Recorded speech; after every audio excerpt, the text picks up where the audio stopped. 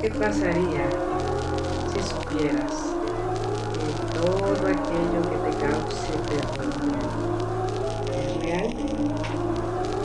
Acompáñame en este mes de octubre a Relatos de Terror. Bienvenidos.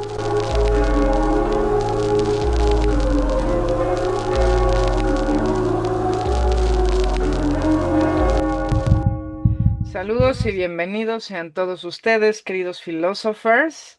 El día de hoy, adivinen qué, tenemos un invitadazo, Luis González Arazúa, que está de vuelta. Me encanta que esté aquí de regreso. El año pasado vino a contar unas historias de verdad espeluznantes. Y pues les damos la bienvenida con un fuerte aplauso. Luis, para quien no haya visto el capítulo anterior o quienes no te conozcan, ¿quieres presentarte? Decir qué haces, a qué te dedicas?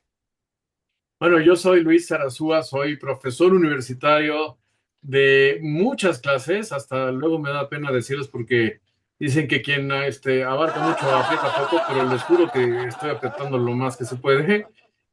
Normalmente son cosas que tienen que ver con arte, con psicología, con diseño y con tecnología. Esas son como mis fascinaciones y doy cualquier clase que me inviten a dar sobre esos temas, ¿no? Yo te Buenísimo. agradezco a ti que me invites porque soy como presencia de una vez al año, igual que en las universidades me encuentran en las noches en los pasillos, soy el fantasma de las universidades, pues aquí también parece ser que en noches de fantasmas es cuando aparezco contigo. No, muchas gracias. Y pues un comercial, ¿no? Vayan a suscribirse a su canal, está muy bueno, muy educativo. En verano estuvo haciendo exploraciones por la ciudad. Yo quería anexarme, pero como que no me peló mucho y luego nuestros horarios no coincidían, pero No te también me preocupes. encantaría hacer una exploración contigo porque además narra la historia de los lugares y habla sobre el arte, entonces también lo pueden seguir en TikTok, en Instagram, ¿dónde más? En Facebook, en YouTube, en LinkedIn, y en Threads, pero sigo pensando que no sé para qué sirve Threads. O sea, ahí estoy, pero ahí no me busquen porque nadie me pela por ese lado. Va que Ok. va, va, pues bienvenido Luis, el espacio es tuyo. Fíjate que de esas exploraciones que mencionas que se quedaron por hacer y no se hicieron, hay una que está pendiente que sí me parece va a estar un poco espectral, ¿no? Yo soy de la zona de Coyoacán, aquí atrásito de mí está Cuicuilco, no confundir con Copilco. Copilco es Ujú, esa pirámide circular que está enfrente de Perisur. ujú. Cuicuilco, fuera de una estación de metro, nadie ubica qué realmente es eso y por el parecido las palabras se confunden mucho. Pero déjame te cuento que abajo de la zona de Chimalistac, abajo de lo que sería Avenida Universidad, 8 metros abajo de la tierra, hay una ciudad completa, completa guardadita ahí, con todos sus muertos y con todos sus huesos ahí puestos, ¿no? Y es lo más cercano a Pompeya que tenemos nosotros. Es una ciudad que le cayó la erupción de el Xitle, la misma que destruyó a Cuicuilco, destruyó a Copilco. Sí fue lo suficientemente lenta la lava como para que escaparan todos los vivos, pero no se pudieron llevar a sus muertos. Entonces, las casas, así como estaban y como se acostumbraba a enterrarlos ahí mismo en la casa, quedó cubierto todo eso. Los túneles existen, o sea, se escarbó en la época de Don Porfirio, estaban sacando piedras en una mina, en una cantera para construcción y empezaron a aparecer todos estos muertos. No sabiendo los canteros si esos muertos eran recientes o eran viejos, se le dio parte a las autoridades y ellos vieron que tenían más de 3000 años de muertos esas personas, y se encontró el sitio arqueológico. Por falta de presupuesto no se han rascado más de 2 calles de una ciudad completa. Entonces tenemos una ciudad que es más vieja que Teotihuacán, completita está ahí, pero no ha sido lo suficientemente rascada. Y por filtraciones de agua fue cerrada en el 85 del siglo pasado. Pero estoy buscando un permiso para poderlo visitar. Y esa era de las exploraciones a las que te quería invitar, ¿no? A entrar a ver calacas de ultratumba en las catacumbas de Chimalistac, ¿no? Creo que sería un viaje divertido. ¡Ay, estaría increíble! Sí, sí. O Sí, sea, es sí. como una necrópolis. Sí, o sea, era un pueblo como tal, pero en el momento que huyeron los vivos, solo quedaron los muertos y las casas donde están guardados. Sí. Yo se ubico donde mencionas porque yo iba a la Martel. Ah, ya dije el comercial. Pues cóbrales, está muy bien. Sí, así es, en Paseo del Río es donde está la puerta, para quien sepa encontrarla, porque está completamente escondida, pero el chiste es que por ahí se podría entrar a estos túneles, ¿no? Y pues estaría padrísimo, imagínate todo, o sea, cuando esta cultura es tan vieja que no sabemos ni qué lenguaje hablaban, no era náhuatl. Era tan vieja que en Teotihuacán hablaban de una antigua aldea en un lugar donde las luciérnagas bailaban. Es decir, Copilco significa eso, perdón, lugar de luciérnagas, ¿no? Entonces, la verdad es que sí se antoja, creo que sé por qué el INAH no ha podido rescatar eso. O sea, tienes el problema del agua por un lado, pero por otro, tienes un asunto de presupuesto que si en la Ciudad de México tuvieras presupuesto, se lo dedicarías a otros lugares que también tienen calaveras, como Tenochtitlán. Igual y nadie en el mundo conoce Copilco, entonces no es ni tan turístico, ni tan importante, ni tan relevante, ni tan estudiable, ya que está en la noche de los tiempos, ¿no? Pero esa es una de las que tengo prometido, rascar, buscar y a ver cómo nos va, ¿no? Ojalá Ah, y sea. Ojalá y sea. qué Sí, increíble. ¿Ya ven por qué se tienen que suscribir a su canal? ¿Ya ven? ¿Ya ven? Sí, ay, qué sí, padre. bueno, güey, yo te agradezco todo el tráfico que me mandes a ver si les interesan mis temas. Un poco hay de chile dulce y de manteca, ¿no? Pero tú me invitaste aquí porque justamente vamos a andar celebrando las cosas sobrenaturales. Somos entusiastas de ello. Hemos tenido nuestras experiencias. Quien no haya visto el video pasado, sí lo invitaría a regresar y ver una historia, bueno, varias historias sobre las tablas Ouija y nuestras experiencias al respecto a eso, con la recomendación de que no es un juguete, aunque haya sido vendido como eso. Además, no sé si has visto, pero ya hay una explicación científica de por qué sirve, por qué echa a andar el inconsciente en la persona y por qué la persona contesta cosas que sabe que son ciertas, aunque no está consciente de que son ciertas. Entonces es una manera de meterse con poderes mentales muy fuertes, ¿no? Y también estamos platicando la historia de una tía que tuve que fue tenebrosa y siniestra. Un poquito la familia la hizo siniestra. A propósito, algo que no conté aquella vez, pero hoy acompañé a mi mamá al dentista y salió el tema. La tía al morir, mi mamá me dijo la parte que tú no viste fue, ¿no? Que mi mamá la tuvo que sacar de ese departamento donde decían que había muerto cargada en el lomo, pero estaba viva y le regaló un colguije, le regaló una medalla en agradecimiento a haberle salvado la vida. Y ese colguije mi mamá lo guardó en una arqueta, en una especie como de cofrecillo pequeño que tenía en su cuarto.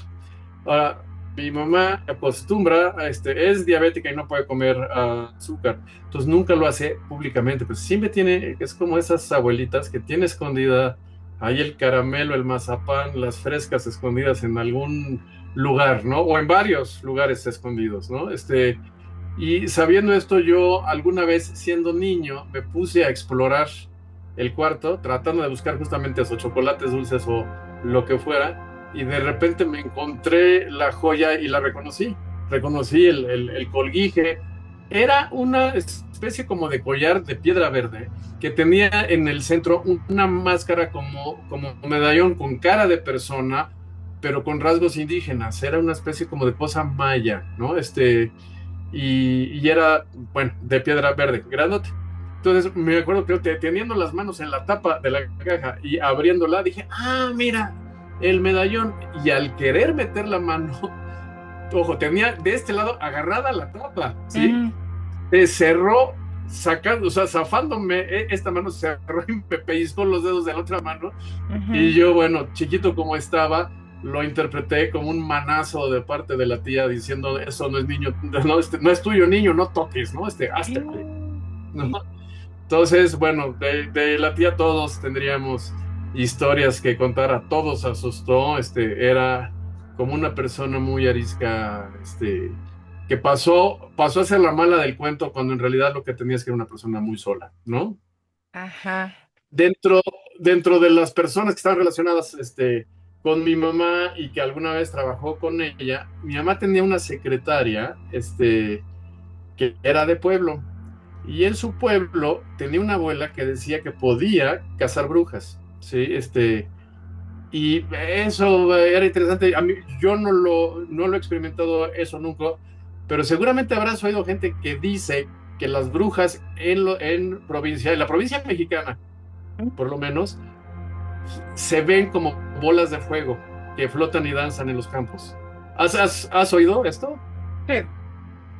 Sí, o Ok, sea, de hecho, un ingeniero alguna vez me dio la explicación de por qué se forman las bolas de fuego, pero no me supo explicar por qué lo demás no se quema.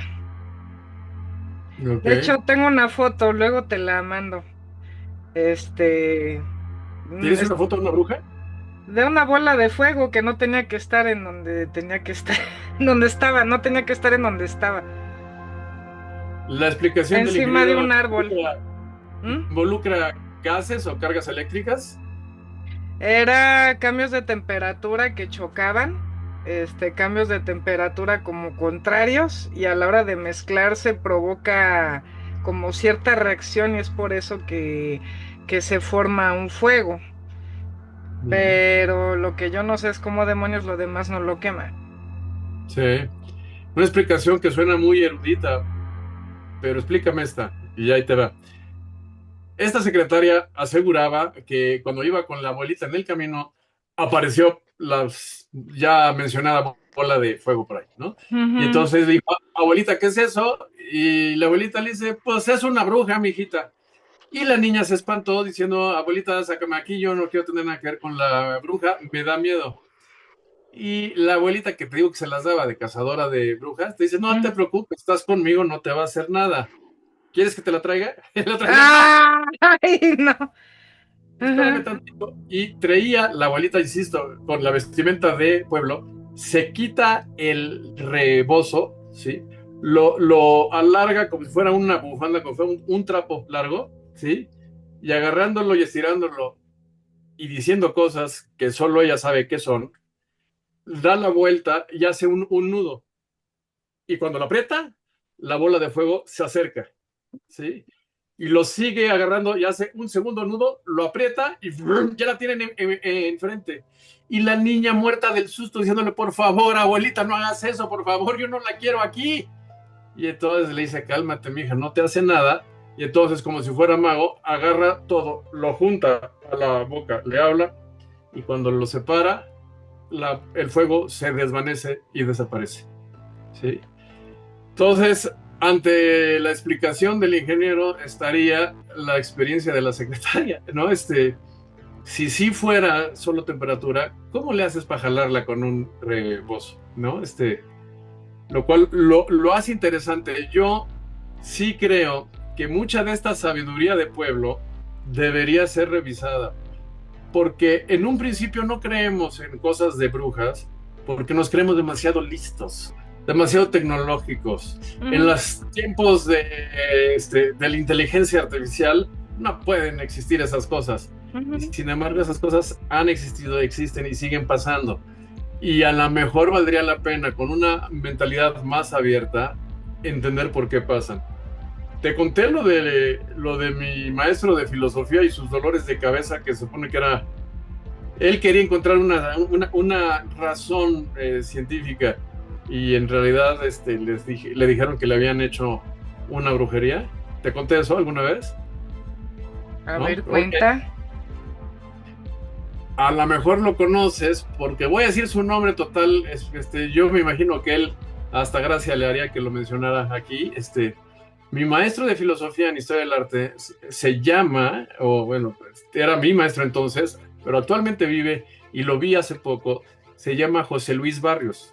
¿Lo ubicas? ¿Cómo crees?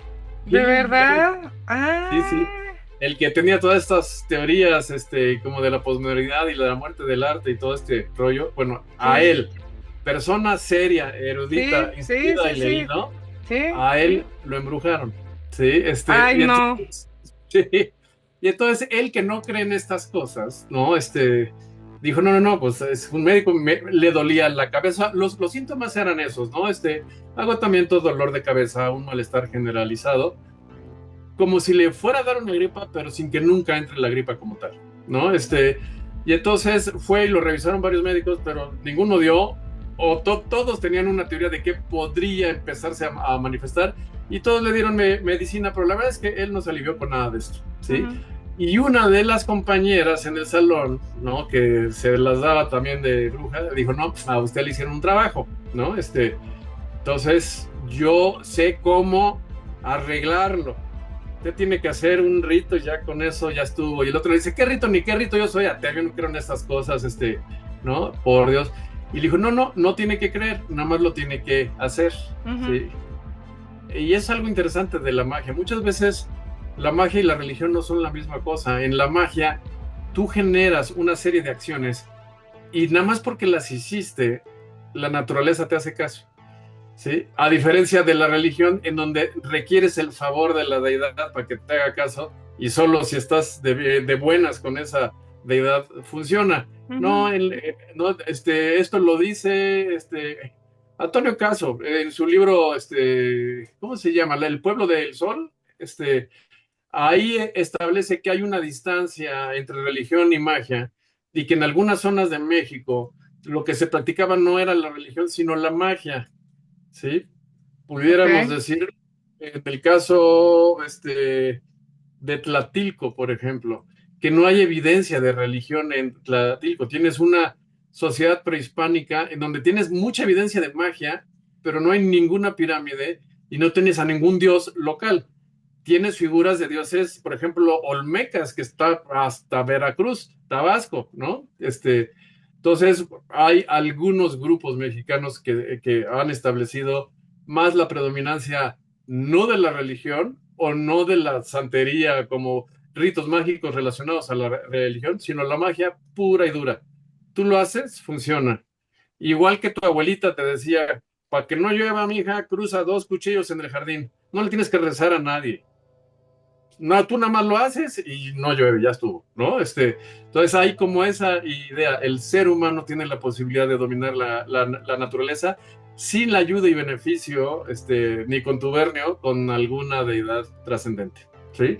Bueno, de la misma manera esta chica le dijo a nuestro maestro de filosofía que lo único que tenía que hacer era cerca de donde durmiera, o sea, no en la cabecera de la cama, si se podía sí, pero en el buró o cualquier cosa que esté cerca de la cabeza. Cuando duermes, había que poner un vaso de agua. ¿Por eso ¿Sí? me recomendaste un vaso de agua cuando te conté lo que me pasaba? Ok, a ver. Sí, sí. Luego le seguí rascando para ver qué fregados era eso. Y otra cosa es ahí en las esquinas, en cada una de las esquinas de su cuarto, que pusiera una cruz, o sea, dos clavos de olor generando la figura de la cruz. Ujú. Y el otro decía, pero niña, yo no soy creyente, yo, a mí la cruz, ¿no? Pues no, no me convence, yo no soy de ese club, ¿no? Y ella decía, no tienes que creer, no tienes que rezar, sin plegarias, sin nada, tú nada más haces las cruces en cada esquina y un vaso de agua y vas a ver cómo te arregla solito. Él, a pesar de que se pitorreó, se burló y habló como de la ineficiencia de la mente mágica, al llegar la noche dijo, bueno, ¿qué pierdo? Un vaso de agua y clavos de olor, ¿qué pierdo? ¿No? Ujú. Sacámoslo, qué fregados. Una semana más tarde ya estaba curado.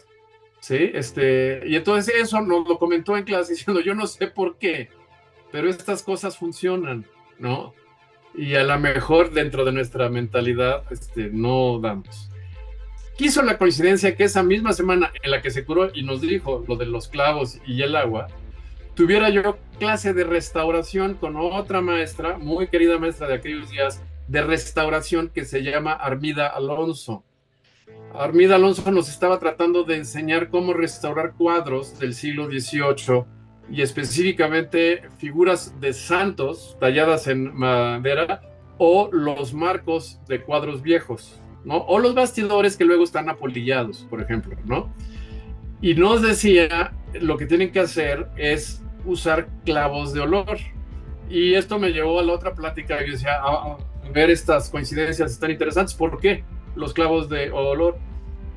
Y entonces ella explicaba los, las termitas, las hormigas, todo tipo de polillita que se mete dentro de los muebles, ¿no? Y que normalmente comen madera y en ellas hacen sus túneles, habitan, y por lo mismo comen y ensucian, ¿no? Porque todos esos animales tienen desechos y los desechos están presentes y no son saludables para ti, ni respirarlos ni estar cerca de ellos.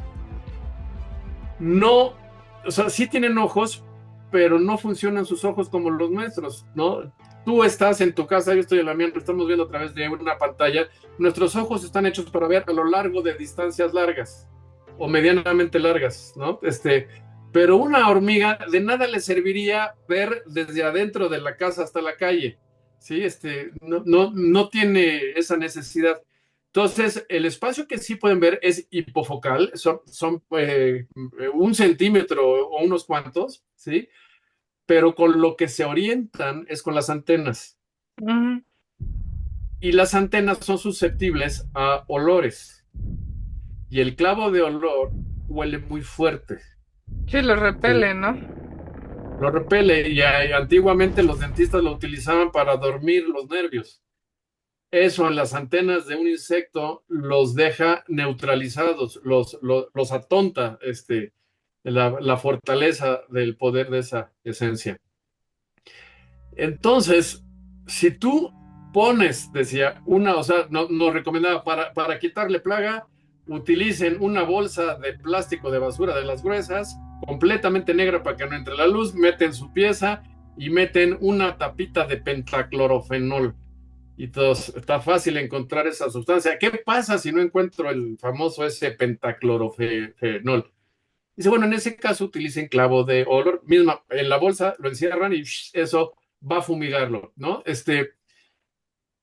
Y de repente ponte a pensar, cuando le están diciendo que ponga en las esquinas de su cuarto cruces de clavos, tú no puedes hacer una cruz si no usas por lo menos dos. Sí. Te están dando una unidad, dos por esquina. ¿Por qué las esquinas? Porque mayormente los insectos se guían por, por los cambios en la geometría. Es decir, en un piso plano, pues nada, pero cuando pegas con pared, ya sabes si es para la izquierda o para la derecha. Eventualmente se toparán con las esquinas, ¿cierto?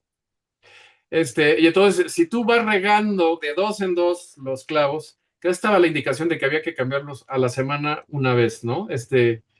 Lo que tú estás haciendo es destruyendo cualquier posible ruta de cualquier posible insecto que haya tomado tu cuarto, Ujú. ¿sí? Y entonces cuando te lo dicen así, te hicieron un trabajo, utiliza los clavos, haz crucifijos de ellos y ponlos en las esquinas, suena muy misterioso y muy mágico. Pero si te pones a pensar que esas sustancias repelen los insectos, que los insectos se guían por los accidentes geométricos de tu cuarto y los estás mandando justamente a donde está reforzado el cuarto, donde hay algo que podrían ellos tomar como referencia, tiene todo el sentido. Pero si no lo hemos entendido así o no lo hemos estudiado así, es porque estamos muy seguros de que si suena a brujería, no funciona, ¿sí? Y sin embargo tiene una lógica si nos damos el chance de acercarnos a eso. Y entonces cuando yo te digo que la abuelita de una secretaria agarraba su rebozo, le daba nudos y jalaba bolas de fuego, no te sé explicar por qué, Ujú. pero acordándome de lo de los clavos, sé que muchas de las cosas que no podemos explicarnos por qué, sí tendrían una explicación si nos damos el tiempo de hacer esto que estamos haciendo ahorita, de difundirlo, de platicarlo y posiblemente de a través de eso explorarlo y entenderlo. Wow, estoy en shock. Qué increíble. Sí, porque la ciencia nada más se encarga de lo tangible, y en ese sentido está como limitada, pero a lo mejor, como comentas, habría maneras a lo mejor de encontrarle una lógica a lo que me comentas, ¿no? O sea, hay cosas que sí se pueden replicar. Y lo mismo, por ejemplo, para los que son católicos en las iglesias, pues el padrecito también hace una especie de ritual, que, o sea, yo entiendo como por magia manipular objetos, ¿no? Mover cosas, entonces lo primero que hace es la campanita, para romper todo, que si la hostia, que si el vino, que si el cuerpo de Cristo, que si la sangre de Cristo y que las alabanzas. Entonces, dude, o sea, eso también es una especie de rito. No estoy diciendo que sea malo, para nada, pero pues a lo mejor dice, yo no creo en nada, pero sí crees un ser superior. Ah, ya sabes. Ay, no, es que yo hasta no ver, no creer. Ah, pero soy creyente. Ah, tuche. Entonces, bueno, son cosas muy, muy chistosas. No lo sé. Todo, Tiene sentido lo que todo te el estoy mundo, diciendo. todo el mundo cree en algo, finalmente. Sí. Y me llama la atención que hay unos que no creen en esto porque dicen yo soy una persona evolucionada. Yo creo en la ciencia. Pero si tú revisas los artículos científicos de 1950, sabrás que 8 de cada 10 doctores te recomendaban para tu salud fumar mentolados. ¿Sabes? O sea, la ciencia también tiene sus agendas y también es capaz de justificar ciertas cosas para ciertos intereses personales. La ciencia no es impoluta, tiene también sus prejuicios y tiene también sus inclinaciones y tienen también sus agendas o sus costos, precios y cuotas, ¿no? Este, entonces yo me iría con cuidado antes de volverme un fundamentalista de la ciencia. Ujú. Sí, porque pudiera caer en los mismos errores que toda la fanaticada religiosa. Y en ¿Ok? nombre de la ciencia, ¿cuántas aberraciones se han cometido también? Y las Digo, que ahorita, faltan. y las que faltan, digo, ahorita por lo menos a lo mejor ya hay ciertos candados, ciertos parámetros éticos, ¿no? Sí, Pero sí, está en constante cambio. Ay, qué interesante, qué padre. Sí, porque cuando alguien, o sea, le pregunto, oye, pues tú, alguna historia, ¿no? Es que sí. no, porque no creo en eso, ja, ja, ja, pero es una persona muy religiosa, que habla con un amigo imaginario, llamado Dios. Ah, no es cierto. Te acabo de mandar una foto. Sí, ¿qué onda con esa foto? Cuéntame. No es la luna, es ¿esto de cuándo fue? Habrá sido a lo mejor unos 2 o 3 años. Ese árbol que está ahí fácilmente como unos 50 metros, lo tengo yo como a 30 metros de mi casa. Vivo en un sexto piso. Entonces, una noche, pues vi esa bola de fuego encima de ese árbol. La luna estaba más arriba y duró bastante, yo creo que como media hora, una hora. Y, o sea, como que se armaba todo y luego se hacía así. O sea, no perdió el círculo, pero me refiero que la iluminación hacía esto y luego otra vez completo y luego otra vez así y así. Lo tomé con mi celular que ya estaba muy viejito, entonces la foto no se ve nítida, más aparte está lejos como para que salga bien. O sea, está luego encima de la copa de ese árbol, que es un árbol enorme, Sí. aquí en el Escandón. Oh, mira, qué bien. No, pues, borrosita pero misteriosita, ¿no? Sí. Sí, y también aquí tengo varias evidencias que luego te voy a mandar, Ok, para que han sido captadas por accidente. ok. Yo, Sí. fíjate que me llama la atención esto de explorar, ¿no? A lo desconocido, no por tanto por el morbo de lo siniestro y lo tremendo, sino porque creo que nos da más luces a cosas a las que nos habíamos negado por prejuicio entrar, ¿no? Ujú, Algo que para mí es súper interesante es que el miedo, que mucha gente cree que es malo y que te paraliza y que te evita o te obstaculiza de tu propia vida, Para mí el miedo es uno como de las emociones básicas, de hecho, según la teoría de la Gestalt es la primera, ¿no? Ligada a la supervivencia, pero sobre todo ligada a una necesidad primigenia de poder entender lo que no entiendes Ok. ante la posibilidad de un riesgo. O sea, eso que no entiendes es peligroso para ti, o no. Entonces, para mí, el miedo no debería de ocultarse o evadirse, sino se tendría que agarrar de frente, ¿no? Y me resulta interesante cómo justamente si no le entramos a la brujería es por el asunto de que o me siento superior a ella y esas cosas yo no las creo, o porque me aterra, ¿no? Cuando creo que hay como mucho conocimiento que deberíamos estar rescatando ahí. Llama la atención especialmente que siempre nuestros umbrales del miedo los depositamos en nuestra primera frontera de lo desconocido. Me explico. Si hubiera sido yo una persona griega que viviera en una isla y mi conocimiento es la isla y lo que está alrededor de la isla, hubiera siempre depositado el miedo en la otra isla, la que no conozco. En el mar apenas pase donde mi lancha llega, que es un poco a donde Ulises en la Odisea le pasa todo. O sea, donde encuentra el cíclope, donde lo secuestra Bruja. una bruja, o en donde está Escila y Caribidis, los famosos monstruos que salen del fondo del el mar. Para el griego que conoce la isla y la costa, pasando la costa navegable, ahí está el miedo. Pero esto es solo en esa época, porque si me voy a, por ejemplo, a la época de la Edad Media, en la Edad Media hay un rompimiento del camino romano y mucha gente pasa toda la vida en su propio pueblo. Entre un pueblo y otro, los caminos se van llenando de maleza, las semillas de los árboles caen y brota a la mitad del camino un árbol, y la falta de mantenimiento de la Roma imperial hace que los caminos desaparezcan a la larga, o que los campesinos agarren las piedras para sus establos, para sus cercas, para lo que les haga falta. Los caminos desaparecen. Y ahí en el bosque, donde no entro, ahí es donde está lo malo.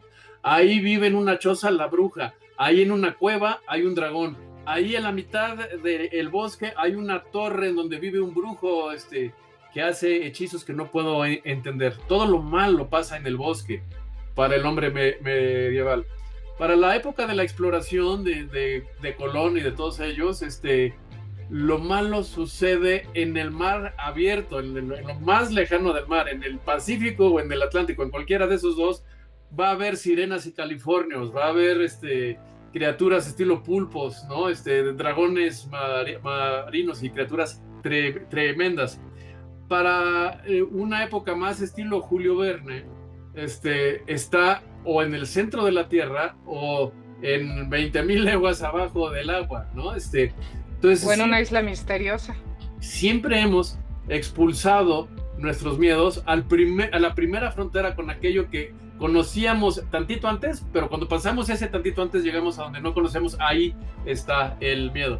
Entonces, hacia el siglo XX estaba en el espacio, ¿sabes?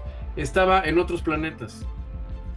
Pero a lo mejor se nos ha disuelto el miedo al alienígena y el miedo al extraterrestre en épocas más recientes, donde a lo mejor a lo que le tenemos miedo es a las partes de la mente que desconocemos, como la esquizofrenia, la múltiple personalidad.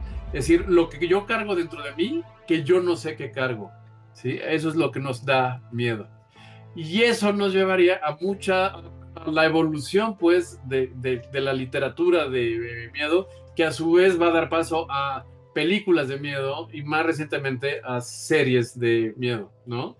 Es bien simpático como hay gente que nada más no le entra a una película de miedo, no importa qué, y gente que al revés se vuelca sobre ellas. Es uno como de los géneros más populares. Entonces, yo te había sugerido por qué no hablamos de eso, también, como de la narrativa alrededor del miedo de lo sobrenatural, ¿no? Como para tratar de acercarnos a cómo ha cambiado eso con la época y qué a nosotros nos funcionó y qué de plano son, ¿no? Jaladas en las que no puedes caer y no te pueden dar miedo. Ok, ¿Cómo me ves? late. Sí, me parece bien. En tu caso, y yéndonos de nuestra vida para atrás, ¿cuál fue la primera película que recuerdas o el primer cuento que te causó un miedo espantoso? Pues, como a todos, yo creo El Exorcista. Sí. Yo estaba muy chica y mi mamá, en la oficina de mi mamá había material audiovisual. Entonces, ella no me dejaba ver eso, ¿eh? Aclaro, o sea, mi mamá Mm. siempre estuvo encima de mí, me cuidó demasiado, pero yo como buena curiosa, vi que los empleados en la oficina, no sé por qué, estaban viendo El Exorcista, estamos hablando de cuando era formato beta. Y vi una escena que me impresionó, es cuando la niña está sentada en un sillón rodeada de gente y de repente se transforma y le clava las uñas a alguien. Y yo me acuerdo que ¡ah! Y me fui corriendo, ¿ok? Dije, ay, por esta mi mamá no me deja ver estas películas. Y, y pues ya, esa fue como unos minutitos, ¿no? De verle esa escena del exorcista. Obviamente ya cuando fui más grande, pues hasta fui a ver el reestreno en el cine, ¿no? Y la pude ver completa y me encantó. Se me hace una obra La segunda vez que la viste clásica. perdió, ¿no? Este... O sea, no, mantenía lo suyo, recuperó cosas o encontraste cosas que no habías visto, perdió, ganó. entendí, entendí cosas. Entendí más cosas y luego, o sea, vaya, es muy difícil que una película de miedo me asuste porque veo tantas y leo tanto de eso y escucho tanto de eso, es muy difícil que me asuste. Pero cuando son muy buenas, sí digo, "¡Oh!", ¿no? Y entendí muchas cosas y sobre todo ahora yo que tengo un niño con TDAH, veo que la mamá hizo lo correcto, hizo los pasos correctos, ¿no? La lleva al médico, el médico le receta Ritalin, eh, y que ahí lo vendían en esa época como chochos. Mi hijo también toma Ritalin. Porque a lo mejor pensaban que era otra cosa, ¿no? O sea, se entiende porque pues la neurociencia está en pañales todavía, ¿no? Es una ciencia todavía muy, muy joven. Y entonces dije, pues es que la señora hizo lo correcto, o sea, como mamá, le buscó, le rascó, le rascó, le rascó hasta que dijo, hasta aquí llegué, o sea, necesito algo más. No sé si me explico. Más que nada, o sea, racionalmente hablando, eso es a lo que me refiero. Y que me haya impactado, pues no, simplemente me atrapa, me entretiene, me gusta, ¿no? Pero no es lo mismo los ojos de una niña a lo mejor a los 7 años, a los 5, que a lo mejor ya a los 20, que a lo mejor ya a los 40. O sea, no lo sé. Cambiamos nosotros sin que la película cambie, pero Ujú. sí lo que nos asusta son diferentes cosas. A mí, por ejemplo, o sea, yo sí era muy miedoso, de niño era me sentía muy vulnerable, pues, ¿no? O sea, yo era una cosita chiquita, no comía muy bien, entonces era como flaquito, chiquito, y sentía que cualquier cosa me podía hacer pedazos, ¿no? No tuve yo la experiencia del exorcista cuando era niño porque tenía una hermana 5 años más grande que yo que también la quería ver y tampoco la dejaban verla, ¿no? Entonces mi papá era muy insistente en esa película no es para ustedes y me acuerdo la discusión muy aguerrida entre ellos dos. Mi hermana decía, pero yo ya soy una niña grande, yo ya tengo 8 años, decía, fíjate nada más el saque, ¿no? Tengo 8, como si eso fuera la gran cosa. Y decía mi papá, así tuvieras 20. Hay cosas que nunca debes ver, no importa la edad que tengas. Él se estaba refiriendo al exorcista. Yo, como tú, la curiosidad no me dejó no verla eventualmente, pero sí fue algo que no vi cuando era chico. Sin embargo, me acuerdo que pasaban de repente B-movies, de esas películas gringas chafas, chafas, chafas, con efectos chafas, chafas, chafas. No sé si era el canal 4 o el canal 9, y me daba mucho miedo. Pero recuerdo específicamente uno de los blockbusters del miedo de esa época, El libro de piedra. Es que esa está buenísima. Exacto, exacto. Era una gran película y no sé si todavía la puedan encontrar. No, no sé si estas generaciones Sí, puedan porque está encontrar. el remake. Está el remake del Libro de Piedra y de Más Negro que la Noche. Falta el remake de Veneno para las Hadas, porque es el Sí, mismo director. Pero, y es lo mismo, ¿eh? Mismos diálogos, mismas escenas, mismo todo. Hasta el viento tiene miedo también, ya está el remake. Claro que las sí. generaciones de ahora lo ven. Era interesante que de esas que mencionamos, el libro de piedra, Veneno para las Hadas y hasta El viento tiene miedo, las tres eran del mismo director. Sí, y Más Negro que la Noche, también es el mismo director.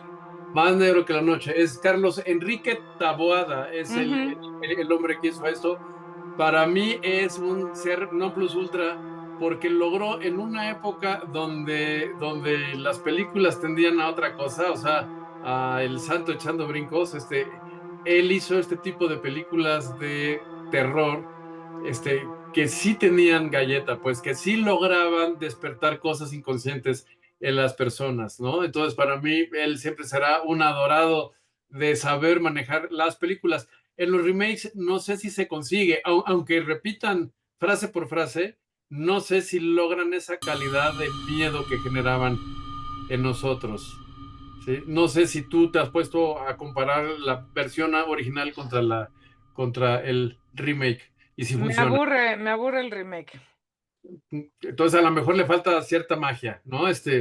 Que se hacía en aquellos días. Yo me acuerdo también que hacía cuentos.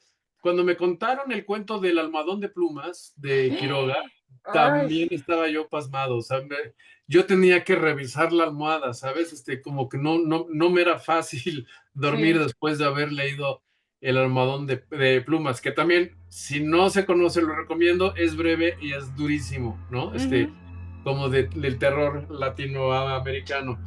Este, Porque iba en una escuela bilingüe, llegamos a leer por la escuela a Edgar Allan Poe, ujú.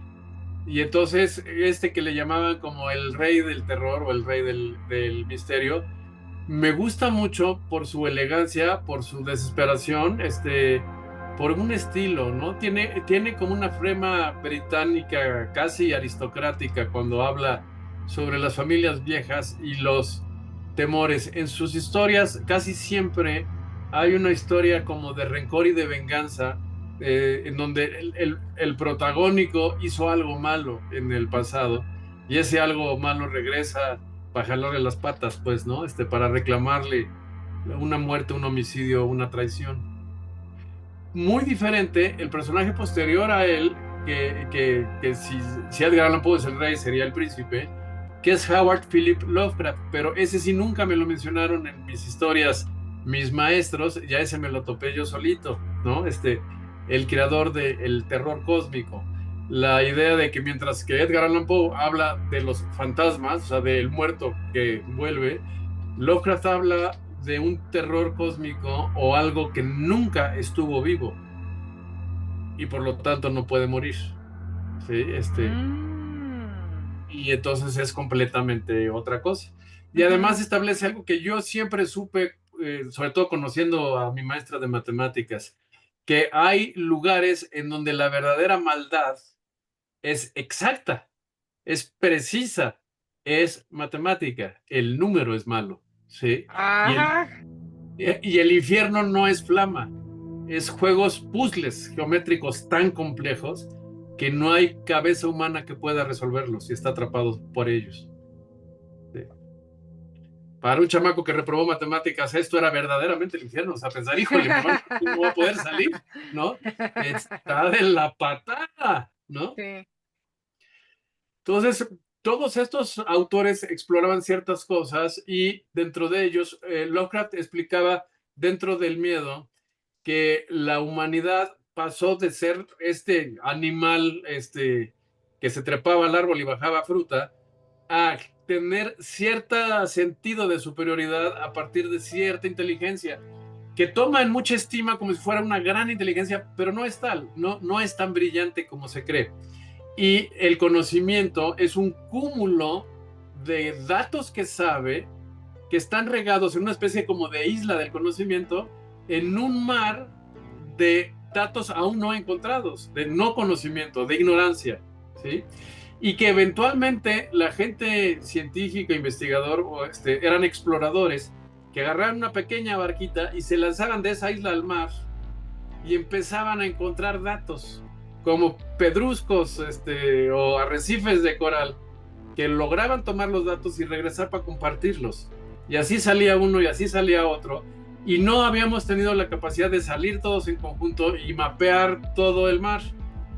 Pero que llegaría un momento en donde estos datos de información suelta nos iban a permitir suponer un paisaje de lo que nos rodea como conocimiento, que nos diera tantito la idea de qué es lo que realmente es el universo. Y cuando tuviéramos no el conocimiento ni la certeza, nomás la pura idea de en qué se parece, nos íbamos a morir de espanto de lo vulnerables y amenazados que estamos. ¿Sí? De cómo esto es un universo de criaturas tremendas que no nos tienen ninguna compasión, ¿no? A lo mejor por eso mis maestros no me dejaban leerlo, por la desesperación que puede generar. Yo recuerdo que en la Ibero, algún día estando entre clases, pasé a la librería, vi, creo que era o El Morador de las Sombras o El Terror de Duswick, uno de estos cuentos. Compré el librito y me lo metí en la bolsa del saco. Entonces yo iba por la cafetería, así bien tranquilo, y un maestro logró ver asomado el título del libro por afuera de la bolsa y me advirtió, cuidado con lo que lees, pudieras enloquecer. ¿Sí? Oh. Haciendo clara referencia a que Lovecraft es para iniciados, es tremendito, ¿no? No sé si tú has tenido experiencias en leer cosas que de repente tienes que dejar el libro porque empieza a ser demasiado. Sí, Pedro Páramo. Por ejemplo, Pedro ok, Páramo, porque una vez di una conferencia en la Universidad de Guadalajara sobre, pues, filósofos de Jalisco, que realmente no encontré mucho, pero hablé sobre el laberinto, ¿no? La historia de Pedro Páramo, pero cuando le estaba yo leyendo, ay, nada más me acuerdo.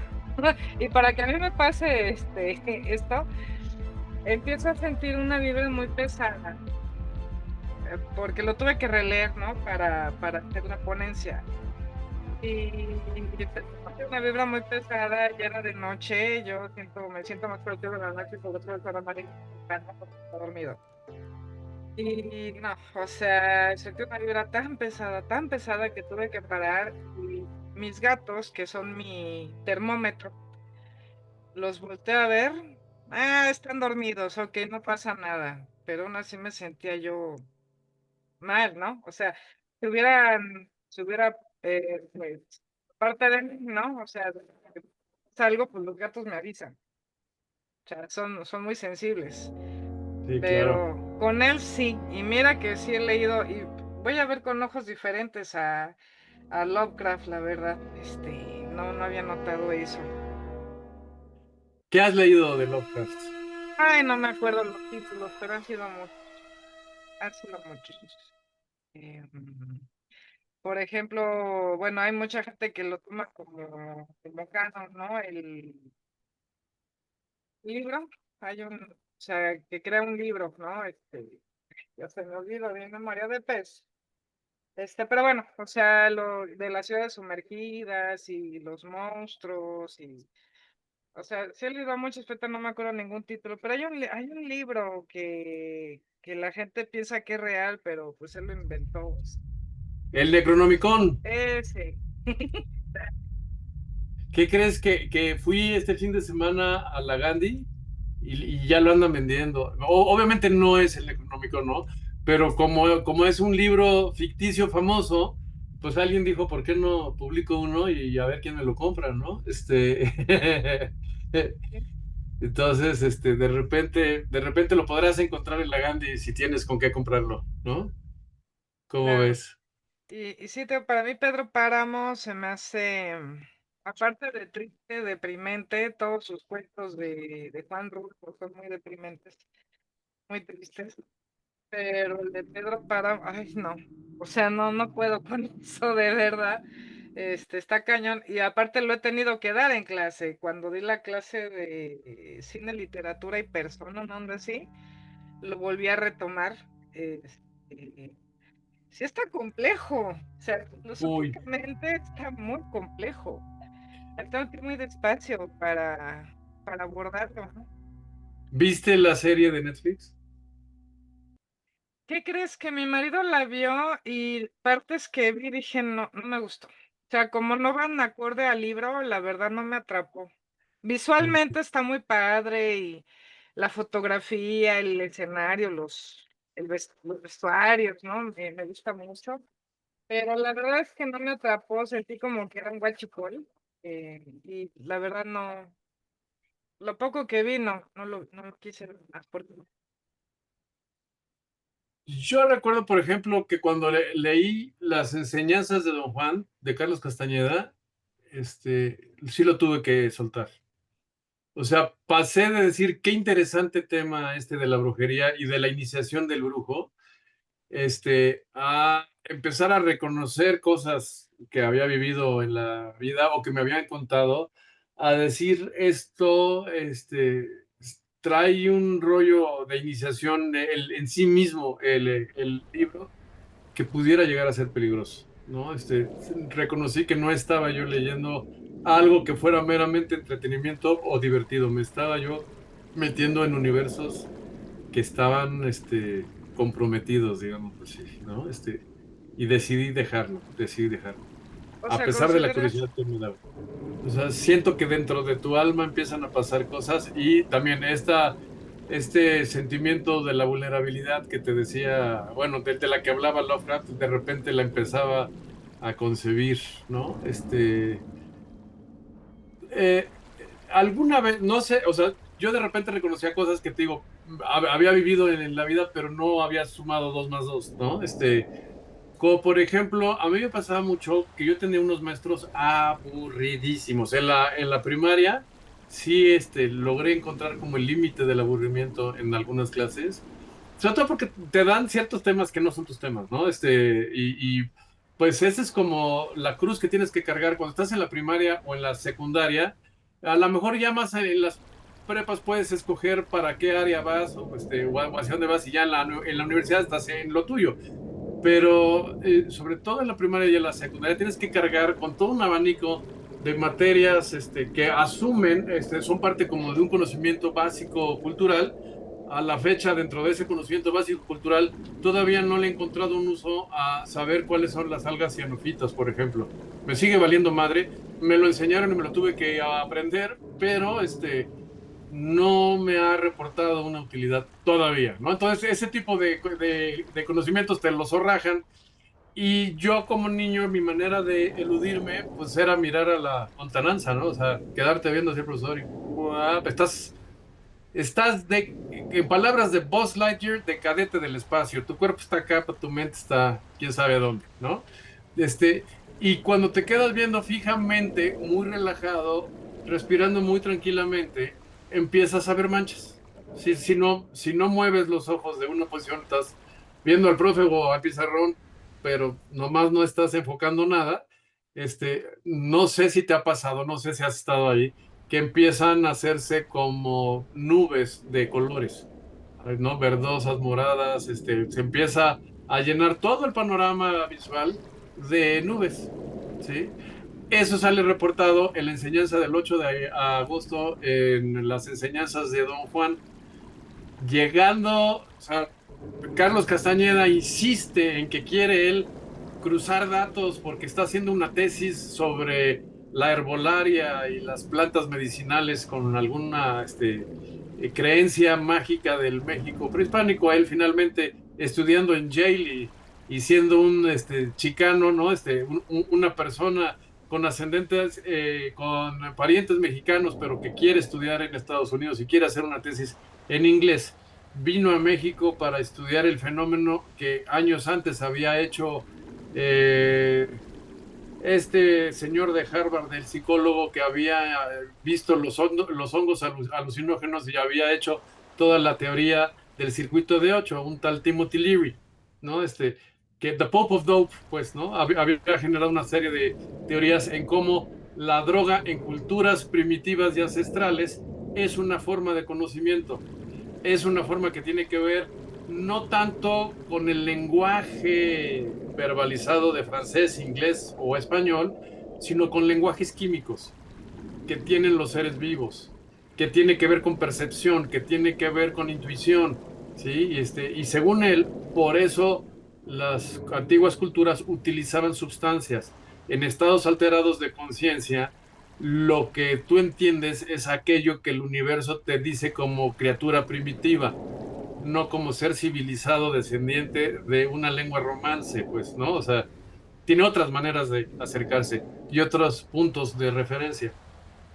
Este fulano, siguiendo esta tradición, viene a México a tratar de localizar a un indio yaqui que dicen que es acá el señor brujo que maneja las hierbas y quiere sacarle datos y le ofrece que por qué no comparten porque ya hizo mucha investigación y a lo mejor algo le sirve a este indio patarrajada que hace hechizos con plantitas, ¿no? Y a lo mejor puede enriquecer su biblioteca personal. Y la verdad es que nada más de verlo, don Juan se pitorrea, dice, no muchacho, tú no entiendes bien lo que es un hombre de conocimiento, entonces mira, mejor llégale tú a tu universidad.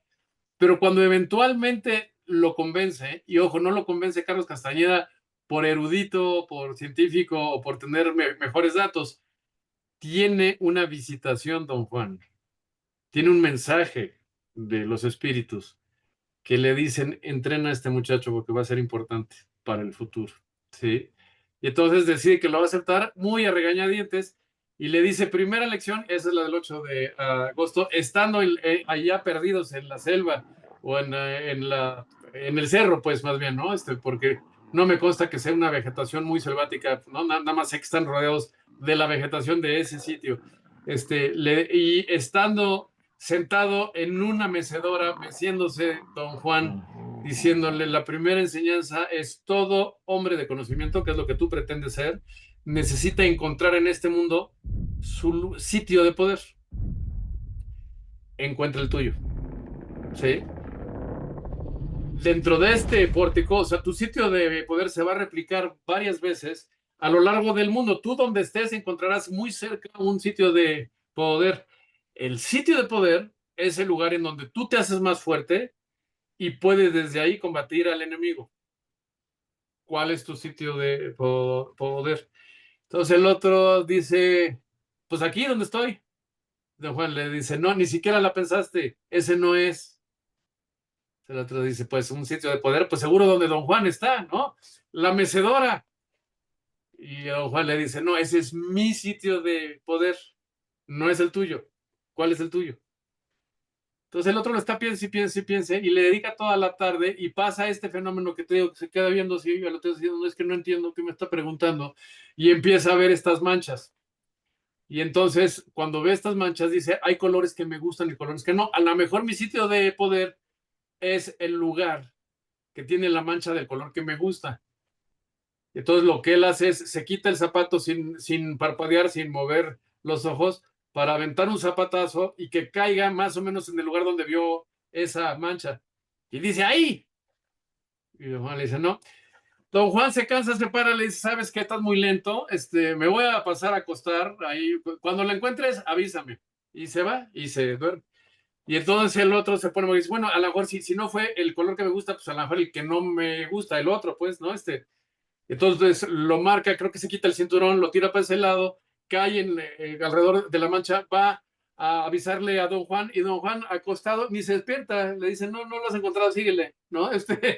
Y entonces él está hecho pelotas, no sabe qué, pero va pasando de una de estas áreas a la otra, se da cuenta que ya está muy cansado y que cuando se para en ciertos puntos, los pelos de la nuca se le erizan, ¿sí? Que en algunos siente frío, y pensándolo, le agarra el agotamiento físico y se queda dormido. Se le va la noche y lo despierta el amanecer con un sol que le da en la cara y un don Juan que lo está pateando, diciéndole felicidades. Tan lo pudiste encontrar que pudiste dormir.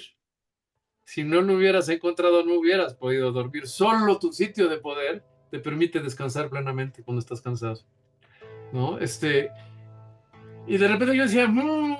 O sea, yo había visto las manchas, entendía perfecto de lo que estaban platicando, pero decía, ¿cuántas veces me vengo a meter a un sitio que no es el mío, ¿no? Y hay otra enseñanza que me llamó mucho la atención, en donde te decía, está este rollo de lo que es la magia y de lo que es la religión como dos cosas separadas, ¿no? Hay un momento en donde don Juan le hace la recomendación, el Carlos Castañeda tiene que regresar a Yale para poder entregar los avances de su tesis, para que no lo corran, ¿no? Y para pedir una extensión para que pueda regresar y seguir estudiando, ¿no? Entonces le dice, me tengo que ir a la Ciudad de México porque voy a agarrar un avión, me voy a California y parará, ¿no? Y entonces le dice don Juan, mira, quiero que conozcas a otros brujos, ¿no? Y si vas a la Ciudad de México, es necesario que conozcas a Santana. Es un brujo de allá, ¿no? Entonces, yo ya le avisé que para allá vas, ¿no? Entonces, cuando llegues a la Ciudad de México, antes de viajar de México a otro país, dale una vuelta, mira, te apunto en un papelito la dirección. Él ya sabe que vas para allá y te está esperando. Y sabiendo que no tiene ni teléfono ni nada, le dice, ¿cómo es que él ya sabe y me está esperando? Y don Juan se le queda viendo con cara de, ay, pendejo, tendrías que preguntar eso, o sea, por Dios, somos brujos, ya lo sabe, ¿sí? Yo ya le dije, ¿no? Ah, bueno, pues órale. Él se va, pero se le complican las cosas en las aduanas y en la salida, y entonces pierde muchas horas de su día y decide que ya no tiene tiempo para ir a ver a Santana, y se sigue. Llega a California, hace lo de sus trámites y cuando viene de regreso, ahí encuentra tiempo para pasear y dice, sí, es cierto, a la hora de andar acomodando en la maleta sus cosas, encuentra el papelito con la dirección de Santana. Y dice, hay que buscarlo, ¿no? Y entonces va, pero ya no es la fecha en la que lo estaban esperando. Y Santana ya no lo está esperando, creyó que nunca llegó, ¿no? Y entonces en el momento que él llega, lo que sabía Carlos Castañeda de este brujo Santana es que era un brujo que no manejaba el peyote y las hierbas como don Juan, manejaba el cuerpo, ¿sí? Y a través de posiciones de las manos, de los pies o del cuerpo en general, podía lograr cosas. Entonces va a buscarlo, me parece que es en la zona de Tepito, en donde vive. Entonces son de estas calles súper urbanas donde están pasando combis y taxis y motocicletas y todo, ¿no? Donde la banqueta está rota y hay 400 perros, un taco de un puesto de tacos, y en la casa de este señor la puerta es de metal oxidado, los muros son de tabicón gris, hay graffiti por todos lados y hay amarrado un gallo a un poste, o sea, onda campesino provincial, ¿no? Pero urbano, ¿no? Entonces llega ahí en ese desbarajuste y toca la puerta de Santana y cuando Santana abre la puerta, lo ve y inmediatamente levanta por atrás el pie, hacia atrás, ¿no? Diciendo que se le ofrece. Y el otro le dice, ay, vengo buscando al señor Santana. ¿Sí? ¿Y quién es usted? ¿Quién lo mandó? ¿Sí? Y empieza a hacer cosas con las manos. Y Carlos Castañeda sabe que lo mandó don Juan, que tiene la dirección porque lo mandaron ahí, que se supone que lo tiene que conocer para que le enseñe cosas. Pero por más que piensa, no se acuerda. No se acuerda por qué está ahí, no se acuerda quién lo mandó, y en último de los casos, ni siquiera se acuerda cómo se llama. Y entonces Santana, viéndolo de frente, le dice, no, amigo, usted se equivocó, usted no viene aquí, váyase. Y le cierra la puerta. Entonces, muy sacado de onda, él se regresa al hotel, dice, qué raro, o sea, me tapé todo, se me olvidó todo. agarra sus cosas, va a visitar y cuando le comenta a don Juan se ríe, dice, baboso, esa no era la fecha, te bailó, te bailó. Él reconoció a un brujo iniciado, porque yo ya te inicié, y te tapó para que no pudieras hacer nada. Si te canceló como brujo, ¿no? Que me parece muy interesante porque allá en el centro histórico y hacia la zona de Tepito se dan los que bailan danzas prehispánicas, ¿sí? Como una manera de control del universo. Fíjate que eso que comentas sí tiene sentido porque ves que en la, pues bueno, lo que es la negromancia, ¿no? Necromancia, necromancia y negromancia, ¿no? Que utilizan pues cuerpos ya desvividos, ¿no? Para, como oráculos. Y pues creo que hasta el rey Salomón, ¿no? También lo practicaba. Y en la mitología, pues también sucede mucho que porque el cuerpo humano es el oráculo más poderoso, eso dice, no lo sé. Pero sí, sí tiene todo el sentido. Bueno, si tiene alguna relación, claro. Qué chistoso. Me encanta. Nos falta explorar más el cuerpo, pero de maneras decentes, porque ya ves que ahí tenemos al don Alistair Crowley que lo exploraba de maneras infames, ¿no? Y así le fue. Que de Hace hecho, rato te mencionaba yo que en Tlatilco no teníamos ni pirámides ni evidencias de los dioses, pero hay un chorro de figuras tipo Kama Sutra de posiciones rarísimas, sí, sexuales. Y un poco en el entendido de esto, de la cuestión de que a través de la posición del cuerpo logras cosas, y que Aleister Crowley dice, cualquier persona que haya tenido una relación sexual apasionada, te das cuenta que a veces eres una persona en un cuerpo, pero en esas situaciones eres más que dos personas en una habitación. De repente se expande la conciencia a otros lados, y él, bueno, practicaba eso justamente buscando encontrar el dominio de otros lados. Pero cuando lo veo en las figuras de Tlatilco, me pongo a pensar si no eran ellos expertos en este tema, porque hay unas figuras tan contorsionadas, tan chuecas, tan retorcidas, que me parecería posible que justamente ellos estuvieran practicando esta magia a través del cuerpo de manera individual y de manera colectiva con otros cuerpos, ¿no? Que también queda como para explorar, como para ver si eso fue así, si hubo una época en la que se practicó o si nada más es pura ciencia ficción, ¿no? Que hablando de ciencia ficción, una de mis historias que estoy preparando es la de El Libro 13, que seguramente no te he platicado de ello, pero cuando en la época de la conquista, Fray Bernardino de Sahagún, monje franciscano que escribió su libro de Historia General de las Cosas de la Nueva España en 1575, él publica los usos y costumbres de todos los mexicanos en una época donde ya los que quedan ya están muy españolizados, ¿sí? O sea, las grandes aristocracias sacerdotales se murieron en la conquista o los mataron, y con los que se quedan son con los artesanos para poder seguir trabajando cosas y hacer iglesias y hacer lo que les haga falta a los españoles que hagan, ¿no? Este, Viendo que cada vez había menos personas que se acordaran de sus ideas y tradiciones, este grupo de frailes preocupados que está desapareciendo una cultura, se ponen a tratar de recuperar todo lo que puedan y de entrevistar a los viejitos para escribir textos como crónicas, ¿no? Se les llama cronistas a todos ellos. Bueno, pues él hace esta recuperación. Nosotros lo conocemos como un solo libro, el original se conoce como el Códice Florentino, pero se supone que son en su conjunto 12 libros que detallan todo, vida, obra, milagros y magia de los mexicas.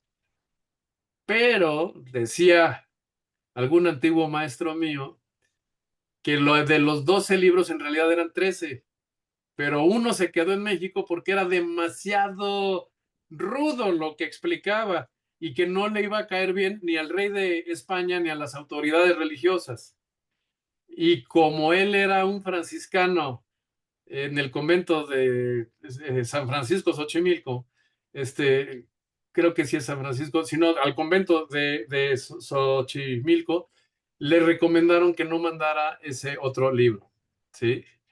Esto es un vil rumor de los iniciados en las en los estudios del siglo XVI, se supone que ese libro fue emparedado, fue perdido, no te conviene que lo lea nadie. Es que bueno que lo hayas investigado por curioso, pero cuídate de tu curiosidad, ¿sí? Entonces se escondió. Y me llama la atención porque yo en los otros 12 libros los tengo y a la hora de leerlos hay un libro dedicado a la brujería y a la magia. Entonces, ¿qué fue tan grave de ese libro 13 que es más grave que lo que se fue, ¿no? Libros de magia y de brujería y de cómo hacer hechizos. Entonces Claro. yo, sin saber, se me ocurre en mi mente cochina que a lo mejor él averiguó el asunto esto de las figuras de Tlatilco y el sexo mágico. Y que el libro 13, ese libro que está perdido, ¿sí? Explica cómo a través del cuerpo una pareja puede dominar cosas fuera de ellos, ¿sí? Y no sabiendo si esto pudiera ser cierto, pero dando como para que se pudiera explorar y hacer ciencia ficción de ello, estoy escribiendo un cuento que va a acabar en una animación sobre la historia que estoy manejando yo es a la hora de hacer un reacomodo del convento para hacer un salón de fiestas, porque hoy en día de lo que viven las iglesias son de rentar los espacios para bodas y 15 años, un albañil se lo encuentra y piensa entregárselo al párroco, pero mejor no, piensa entregárselo al arquitecto, pero mejor no, piensa utilizarlo mejor él con su novia para ver si encuentra la manera de subir en la sociedad y dejar de ser albañil y a lo mejor logra ganarle al arquitecto, ¿no? Y a la hora de practicar empieza a liberar poderes que no puede controlar. ¿Sí?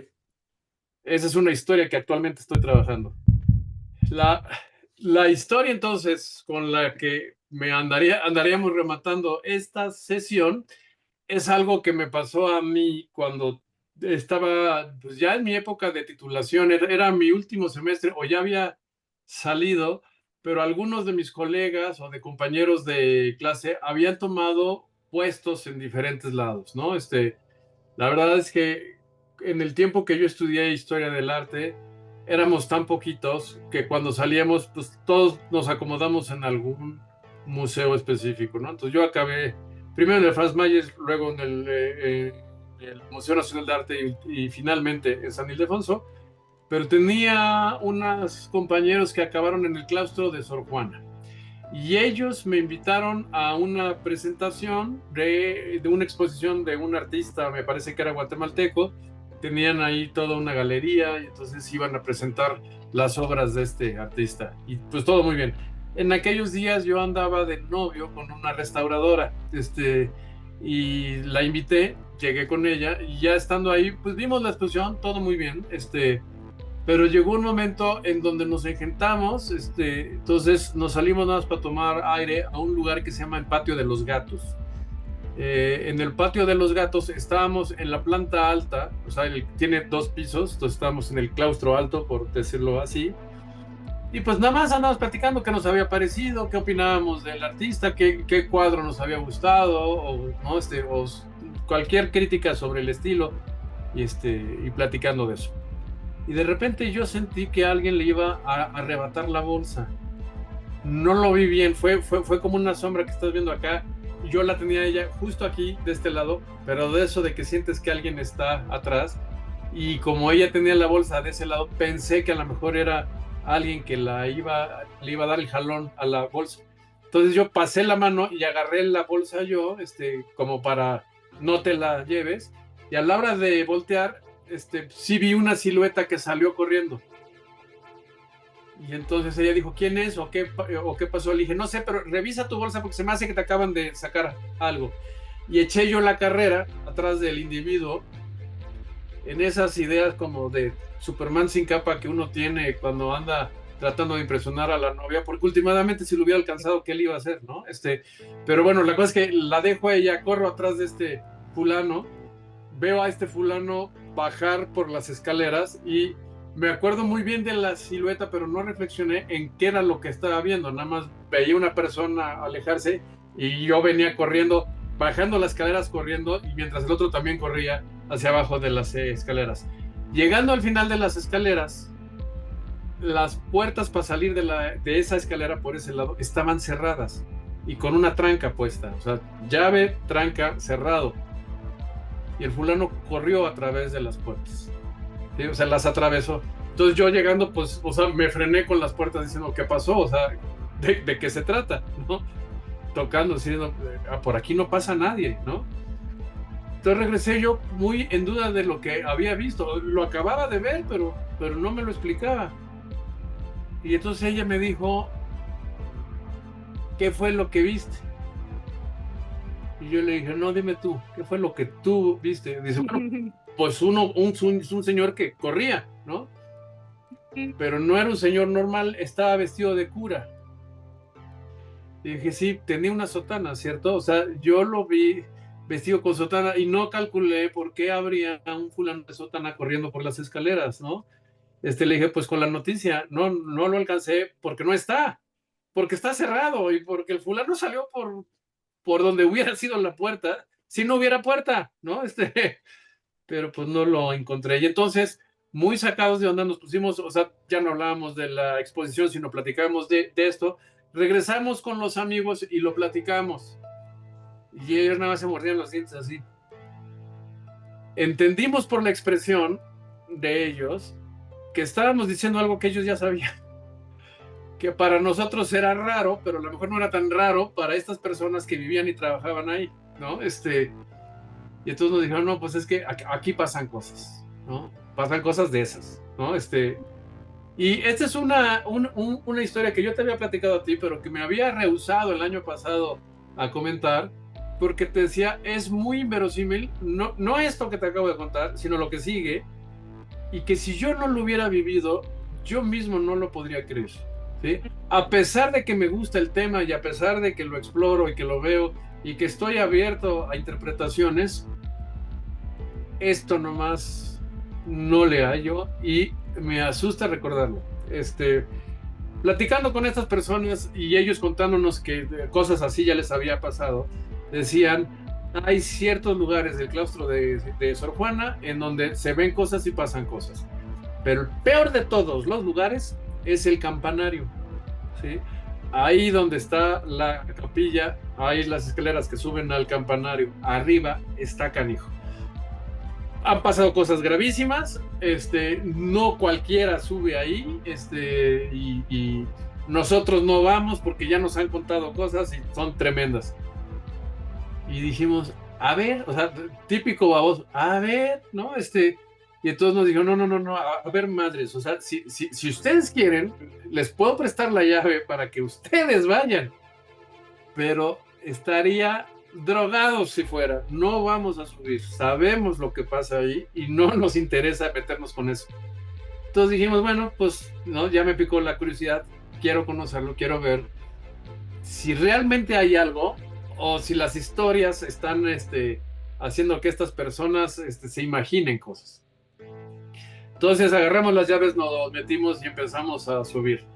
Las escaleras primero hacían una primera pausa en el coro, entonces arriba de la iglesia, en estas partes donde antiguamente había un órgano, quedaban cachos destruidos de ese órgano, quedaban figuras religiosas como el Señor, el Cristo de burlas se le llama, es la figura de Cristo con los brazos amarrados, golpeado, que se está doliendo, está él con la cara de sufrimiento y una espalda rota de golpes, en donde se puede ver incluso cachos de la columna vertebral, ¿no? Horrorosa la imagen y más desvencijada, acabada, polvienta y con telarañas. O sea, la imagen en sí es dolorosa. Verla en ese estado de ruina, más dolorosa. Macabra y siniestra hasta la pared de enfrente. Pero no daba miedo, o sea, era el tema, ¿sí? El tema y el abandono, lo que la hacía verse mal, pero era meramente estética la cosa, ¿no? ¿Y si era todo de madera o tenía partes? Es que de repente le metían como ornamentas, ¿no? Las figuras religiosas. Sí, se supone que debería tener ojos de vidrio, debería tener dientes de verdad, debería tener espejos adentro de la sangre para que reflejen. La verdad es que la escena estaba muy oscura. Lo único que pude ver es que las manos estaban atadas con un mecate y que el cabello era peluca, ¿no? O sea, era pelo natural. Mm, Eso fue lo que sí pude ver. ujú. Pero no sentí nada. O sea, nada Ujú, más lo que veía era muy desagradable a los ojos, claro. pero hasta ahí. Entonces dije, se me hace que estos se dejan influenciar, ¿no? Y esto que se ve tan tétrico como la Casa de los Espantos de Chapultepec, y ellos se asustan por nada porque aquí no está pasando nada, ¿no? Y encontramos las escalas que de ahí suben a la torre y dijimos, pues ahí es donde dicen que está lo mero macizo, vamos para ese lado. Subimos, y de repente ella, que decía que tenía la facultad de ser como más sensible a ver cosas, me dice, hay alguien frente a nosotros. Y yo volteo y lo que veo son las escaleras que suben, o sea, yo no veo a nadie, pero ella está segura, ahí hay alguien y nos está viendo. Y yo diciendo, me quieres cotorrear, o sea, como ya sabes que venimos aquí buscándole, me estás diciendo algo para que me asuste yo, pero pues a mí va a estar muy difícil que me asustes, ¿no? Me decía, no, es en serio, es en serio. Hay una persona y en lo que estamos platicando está cambiando de proporciones, se está alargando, como los huesos, se está deformando hacia arriba. Está haciendo cada vez más alta esta persona, no tiene buena cara, no está contenta, está furiosa y te está señalando así con el dedo. Yo, insisto, volteaba, veía la escalera vacía y decía, me andan cotorreando, ¿no? Y entonces me dije, ándale, ven, no pasa nada. Y entonces empezaba ella a gritar como loca, diciendo, no subas, no subas, te quiere lastimar, te quiere hacer algo. Y yo al no ver nada, pues me seguí subiendo, de repente siento un golpe, como la mano así, pelona, pegada, así, en el pecho, ¡paz! Un fregadazo. Y fue tan fuerte que me hizo retroceder 2 pasos en la escalera. Me quedaba viendo así como decir, ¿Qué ¿qué pasó? pasó, no? ¿No? Ujú. No veo nada, sentí el fregadazo, pero me toco y ya no, o sea, no hay nada y no siento nada. Sentí frío, pero nada más, ¿no? Y estando en la curiosidad y no viendo nada, la otra grite y grite que me alejara y que me regresara y que ya no caminara más, fui por la siguiente. Entonces me volví a subir y esta vez sentí como me agarraron, pero me metieron los dedos así y me dejó agarrado. Yo no lo podía creer porque empecé a sentir como el frío se iba metiendo por cada uno de los dedos hacia adentro de los pulmones y del corazón. O sea, sentía como me estaban inyectando frío al interior del torso. ¿Sí? Esta vez no me empujaron, yo di un paso para atrás. Me quedé pensando, ¿será posible? ¿O será que otra vez yo me lo estoy imaginando porque ya le creí a esta que está gritando y llorando y es mi novia y yo le creo? A lo mejor eso me está influenciando, ¿sí? Para salir de dudas, agarré vuelo y me lancé, o sea, brinqué hacia ese espacio. O sea, Y ahí te va, todavía con la sensación en el con 2 corazón. trancazos, ¿sí? Me eché ese brinco. Y esta es la parte que te digo que si no lo hubiera vivido no la podría creer de nadie. No caí y no avancé. Me quedé suspendido en el aire. Algo me estaba cargando. O sea, ¿Sí? corriste hacia arriba, te fuiste escalones arriba. Corrí hacia arriba y me lancé, o sea, me lancé el clavado hacia arriba de las escaleras y algo me agarró y sin estar tocando ni el techo, ni el piso, ni las paredes, me dejó flotando en el aire así. Algo me estaba cargando desde abajo y me está metiendo las 2 manos hacia el interior pasándome ese frío. Me apaniqué completamente, o sea, ¿cómo es posible flotar? ¿No? Y entonces yo que no tenía los pies abajo agarrando nada, pues no sabía cómo moverme, ¿no? O sea, ¿cómo te sales de eso? Entonces lo que se me ocurrió es tratar de estirar los brazos, agarrarme de las paredes, de lo que pudiera, ladrillos o lo que fuera, y jalarme hacia atrás. Entonces fui remando por las paredes hacia atrás O sea, hasta así, que así suspendido y tú haciendo. suspendido todo este tiempo suspendido, ¿sí? Jalándome hacia atrás hasta que pudieron descender los pies y eventualmente tocaron piso, ¿sí? Los pies. y seguía echando el torso hacia atrás para separarme de cualquier cosa esta que fuera, ¿no? ¿Y La tu otra, novia qué hacía? no, ella estaba en el alarido total.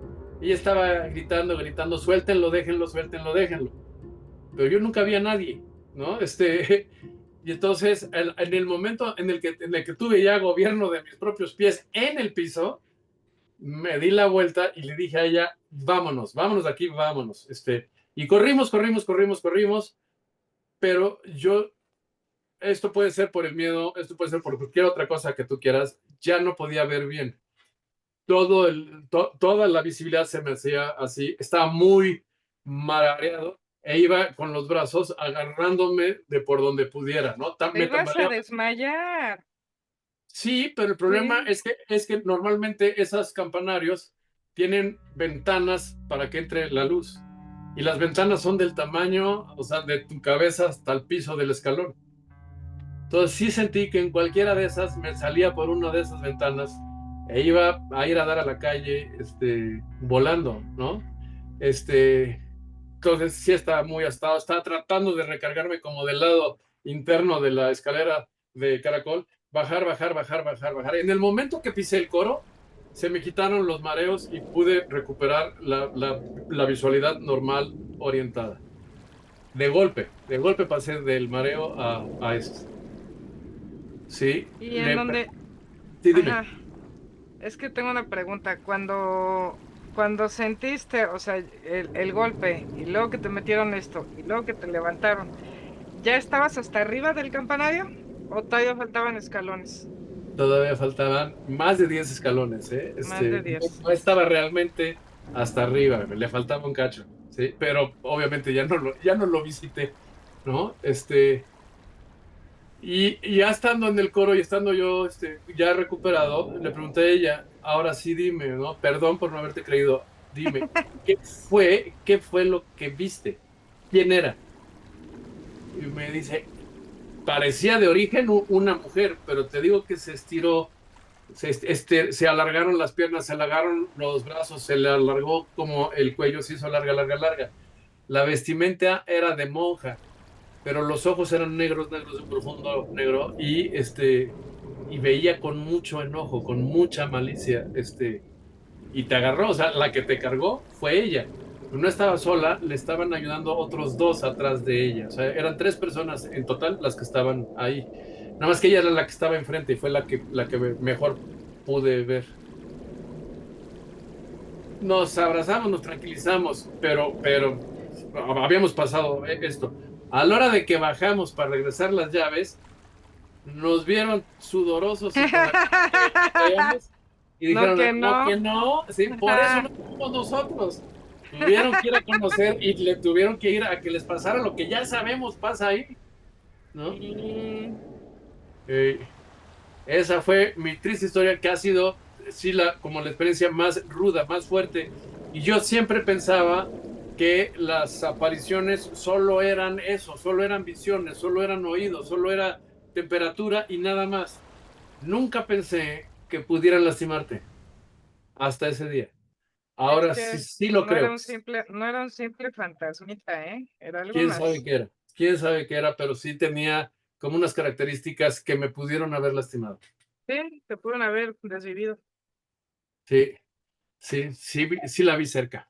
Sí, Esa ¿cómo iglesia ves? sigue en operación, o sea, sí la conozco, pero no sé si todavía hay misas y así. Pues sigue siendo parte del claustro y el claustro sigue dando clases. Entonces, el edificio sigue ahí. Y me imagino que seguirán juntando historias, ¿no? No creo que la vibra haya desaparecido nada más porque se la gastaron en mí, ¿no? Seguramente habrá otras historias de otras personas pasando otras anécdotas. En esta iglesia no sabes si siguen habiendo misas o cosas así. Me imaginaría yo que sí. Eh, ok, ¿y sabes qué es lo triste? Que yo en tu lugar hubiese hecho lo mismo. A ver, no es cierto. Vamos a ver, a ver, no. Exacto. Yo hubiera hecho lo mismo. O sea, porque yo también así soy. Pues ante Oye, la frase de la curiosidad mató al gato, confieso haber maullado bastante graciosamente. Oye, ¿la mano la sentiste de un tamaño en específico? Sí, mucho más grande de lo que son las manos. Sí, sentí una manota así, tamaño, Enorme. una madresota, sí. O sea, no como mano de mujer, pues, ¿no? O sea, sino como una mano ya de, pues, de gorila, ¿no? Así como tú me lo estás describiendo. Como de gorila, pero lo largo eran los dedos. Increíble tu historia. Muchísimas gracias por haberlas compartido esta experiencia y gracias por compartirnos pues tu conocimiento que es vasto, yo diría que infinito. No Sí, lo es, no lo es. es, Miento con certeza, con eso me defiendo. Sí. Pero esto y juro que no es mentira, pero sí, sí entiendes por qué dudé en contarlo. O sea, es algo que no me es fácil procesarlo yo. Y no exijo que nadie más lo procese también por mí, ¿no? O sea, creo que es difícil de creer y es difícil de aceptar que todo esto pasó y sin embargo estuve ahí, yo y aquella, ¿no? Estuvimos los dos juntos. mira, fue lo que viviste, fue lo que experimentaste. Sí, Sea, ya, y fueron 2 personas, ¿no? sí. Entonces, y no eres la primera persona que le invito a que cuente sus historias, es lo que me dice, es que no me van a creer porque bla, bla, bla, ¿no? Pero, pues, si para ti o sea, he tenido también doctores, ¿no? Mariano, ¿no? En filosofía, que también el año pasado contó una historia de no manches, y es alguien súper racional, súper escéptico, así como Barrios, ¿no? El doctor Barrios, ¿no? Súper así, ¿no? Y se le trepó alguien en la carretera mientras manejaba y no se podía detener porque era pues una carretera muy peligrosa, era de noche, había curvas. ¿Qué hizo? Siguió manejando y prendió la radio. No más, no me hagas chocar. Como sea, pues te doy muchísimas gracias. Fue increíble tenerte aquí, tenerte en este espacio. Soy fan. Y pues ya saben, corran a suscribirse a su canal. Obviamente su contenido es otro, como el que estuvo comentando, ¿no? Pero sí, queda pendiente esa exploración, yo me apunto. Órale. Oye, pero ya para Sí, hacer, última pregunta, ¿en el campanario estaba lleno de telarañas? O sea, aparte del Cristo que me contaste, ¿estaba lleno de telarañas? ¿O estaba limpio y se podía pasar? estaba limpio, se podía pasar, pero estaba, o sea, limpio de telarañas, no limpio de que las paredes estaban cochinísimas y el suelo estaba polvosísimo. O sea, a la hora de agarrarme sí, sí quedaron las manos batidas, ¿no? Pero era polvo, no telarañas. No sé, hasta donde yo experimenté, en ese último tramo de las escaleras, no había nada vivo. No había insectos, no había arañas, no había mosquitos, no había moscas, no había nada vivo, ¿no? Todas las telarañas y todo lo otro estaban del coro para abajo. O sea, adentro de lo que era como el espacio sagrado de la iglesia, pero no en la torre. La torre era como un añadido, como un anexo, y ahí pasaba de todo. Eso sí me hubiera detenido, las telarañas. Le tengo pavor a las arañas. Ay, no, a mí me encantan. A mí me encantan porque me chocan los mosquitos. Entonces yo tengo firmada una tolerancia a toda araña porque sé que se las come. Sí, lo sé. Debería ser mi amiga de ellas, pero le tengo un pánico terror, no, no tienes una idea. Pues, ¿algo más que quieras agregar? ¿Cómo te la pasaste? Como siempre, muy bien, muy bien. Te digo que Mm. me gusta que me invites en estas épocas terroríficas, ¿no? Entonces vengo yo a contar estas cosas, aquí y solo aquí, ¿no? Porque pues, te digo, mis temas, como dices tú, son otros, y sin embargo me encantan estos temas, ¿no? Entonces, como que los guardo para cuando te veo. Ay, qué padre, a mí también. Ay. Me parece muy bien. Pues muchísimas gracias, queridos filósofos. Ya saben, alguna pregunta, felicitación, comentario al profesor Luis, pues encantados. Vayan a su canal nuevamente. Les había comentado en TikTok, en Instagram, YouTube, Facebook, eh, LinkedIn Facebook y, y LinkedIn. Ah, estás en y, todas, mano. Al y rato. Threads, aunque nadie se pare por Threads. Sí. Ay, no, tres no. No es cierto. Pues Bueno, es que hasta que no me expliquen para qué sirve, pues no lo entiendo. No. va que va. Pues muchísimas gracias. Espero que les haya gustado este súper especial de octubre. Yo los quiero. Les mando un beso. Paz. Gracias, nos vemos.